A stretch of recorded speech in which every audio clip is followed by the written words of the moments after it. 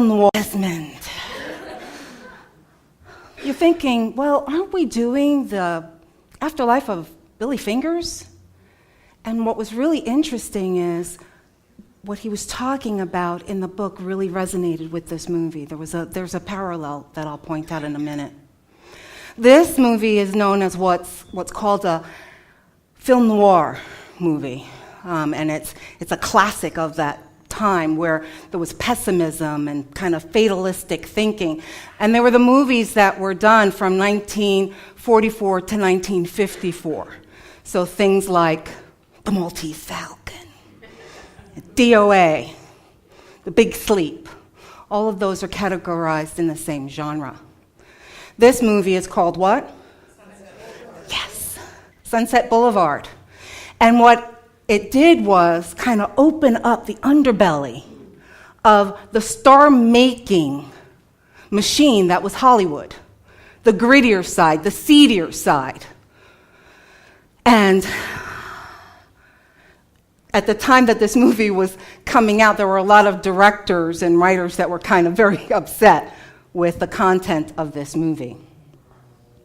But the main character here, Norma Desmond, she lived a life in illusion of what she thought her life was supposed to look like and be. So yes, was she a star at one time? Yes. Had that star faded a very long time ago? Absolutely. So in this, she's depicted at 50 years old, washed out. No one's knocking at her door. No one's sending her scripts for her to look at, to be in front of that screen. But for Norma Desmond, it doesn't matter because she is sure that this is her role in life, to live that glamorous life of a star. And so she creates this illusion around her to keep up with that lifestyle. Her butler was once her director and husband, who's now her butler, to keep up that mystique, that illusion that she has around her life. The guy that she killed is her, sponging off of her nonetheless, but boyfriend, who challenges her belief system. She is so committed to her role that she would rather destroy anything that would break through that illusion. And so he has to go. Her life has changed so much, but yet she's unwilling to change and is so rigid in that belief that it causes a mental break because she's unable to adapt to life on life's terms. Which then makes me wonder, where do we have these illusions in our own lives that may be making us unhappy? One of the quotes in the book from The Afterlife of Billy Fingers, and you'll notice I may look like I'm troubled, but I don't have my glasses. I'm driving down the highway. Oh, glasses are at home, right on my counter in the bathroom. Yay. So there's going to be a lot of this going on. The first quote, would you show that? Thank you. On earth, there's a lot of who's better than who type issues. You know what I'm going to do? I'm going to turn around, huh? Who's better than who type issues? And that causes a lot of suffering. You think so? All right, well, I'll give it a try. Okay. Oh, yeah, look, I can see.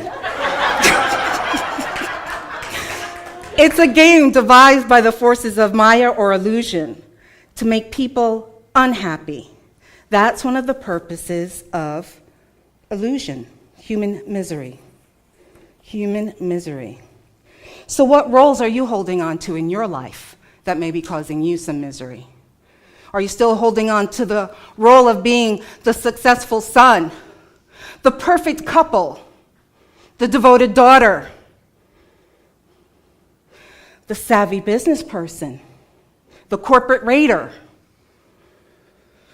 the good girl, the bad boy, right? Those are all personalities and personas and roles that we take on as we're here on this planet. And yet, is that truly who we are? How many of you have credit card bills that are up the wazoo because the more stuff you have, the more successful you look, and you keep buying and buying and buying? That's part of that role that we are so committed to, and yet can bring us misery. Another quote that I really liked from the book says, "After you die, you spend a lot of time, solo time, exploring yourself as a universe. You are the universe. But society teaches you different. Society teaches you limitation. Believe me, everything you ever need is already inside you." Does Reverend Cherie say that like every Sunday? Okay. And who you are really is far beyond your comprehension. But how often do we spend time on past regrets, missed opportunities?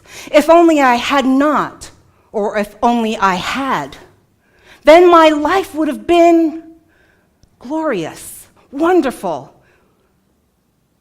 We spend so much time on that without the realization that where we are right now on this planet is so temporary. It is such a small part of our eternal being. And yet we forget and put everything that we have in this physical realm as if that defines who we are. Another quote. "If there's one thing worth doing on your planet, it's discovering self-love." I say discovering instead of learning because learning implies you're starting from zero. But the truth is, you already love yourself. When you're born, when the amnesia happens, you forget your magnificence and think you have to earn the right to be loved. How can you earn what already belongs to you? So yeah, it's okay to be the star, but be the star from your truth, from your divinity, from your own indwelling power.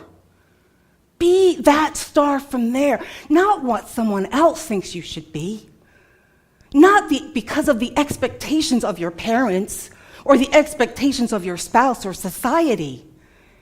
Be that powerful star from within out, knowing you are eternal.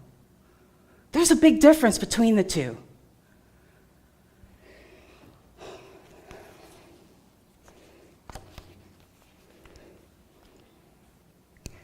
And the last quote that I really thought was amazing says this: "Well, death is really amazing. I'm alone, but I'm everything. What you achieve on earth is only a small part of the deal. If there's a secret I could whisper and that you could keep, it would be that it's all inside you already. Every single thing you need. If I could give you a gift, it would be to find the glory inside yourself, beyond the roles and dramas, so you can dance the dance of the game of life with a little more rhythm."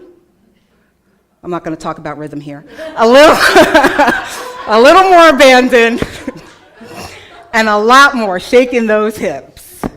Wow. Death, not something to be feared.